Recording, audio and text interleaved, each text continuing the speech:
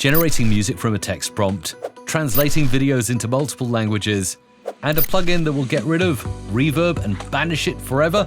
Watch to the end to find that one. This is your audio industry news for the month of June 2023.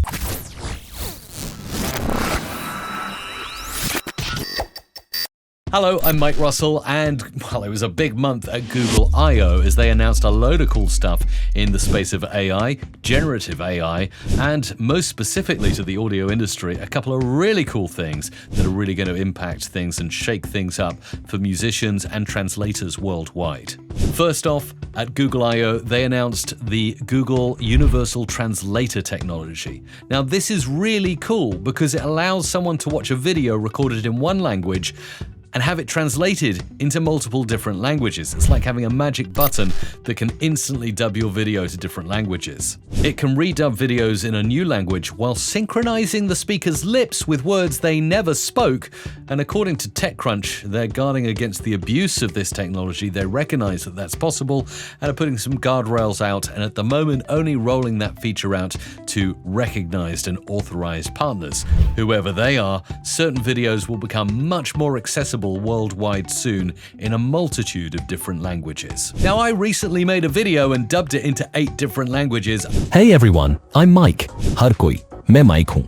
Hola a todos, soy Mike. Hallo zusammen, ich bin Mike. I didn't use Google's Universal Translator, but I did use the multi-language option available from 11 Labs. It's a fantastic piece of technology, and you can generate all kinds of AI voices, but most importantly, you can clone your own voice and then make it speak in multiple different languages using that same voice. There was a discussion about my video on the Singularity subreddit. It was met with a bunch of skepticism, excitement, and discussion on the future of certain industries such as language teaching and how much that is going to be needed in the future as every video can be translated at the click of a button. Watch this space on that one. MusicLM was another great technology to be released into beta testing during Google I/O. Now, although it wasn't mentioned in the keynote speech, it did instantly become available during the Google I/O conference. I got access myself and tested it extensively, and while at the moment it only generates 19 or 20 seconds of low-quality MP3 audio, it definitely is a starting point. I created some great tracks like these.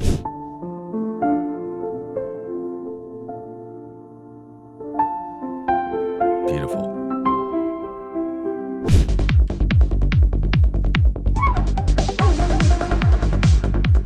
Little dark. Oh, this is good.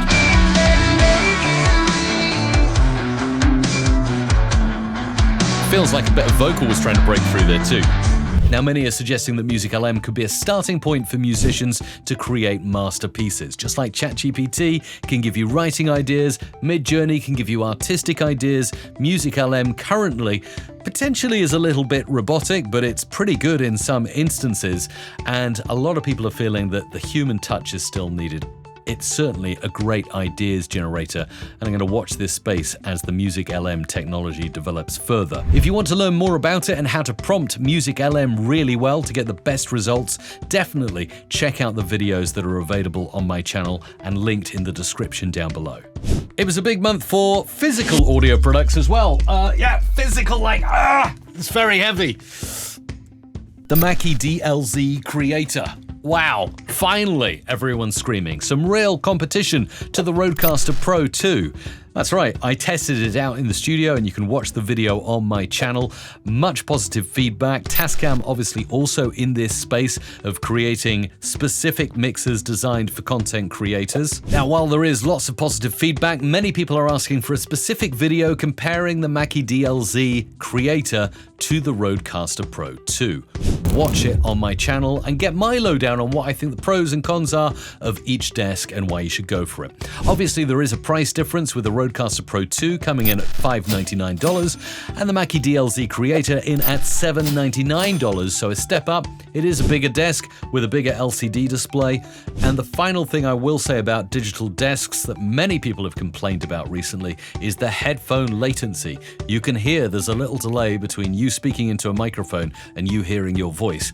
Now, for many people, you might not even notice it, but a lot of people still prefer the analog gear because that has a natural, more pure sound. But I have to say, with the DLZ Creator, latency was minimal, if, in fact, in my opinion, unnoticeable. So a really good plus point there for the DLZ Creator. But explore more on my channel and find out exactly what I think, the comparison video, the review video, and do your own research before pulling the trigger and grabbing a mixer for your content creation. And finally, Waves release a new plugin. It's the Clarity VX DeReverb, and it's really rather good. I tested it out on a few samples and got some very positive results, like these.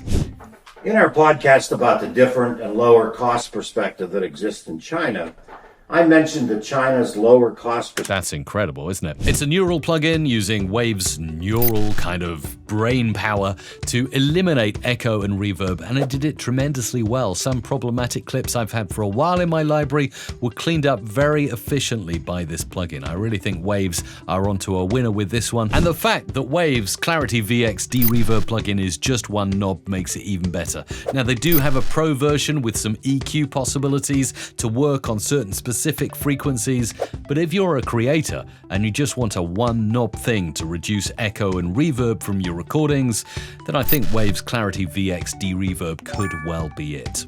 And that's it for your audio industry news for the month of June 2023. Let me know what you're most excited about, and also anything you're skeptical about, in the comments down below.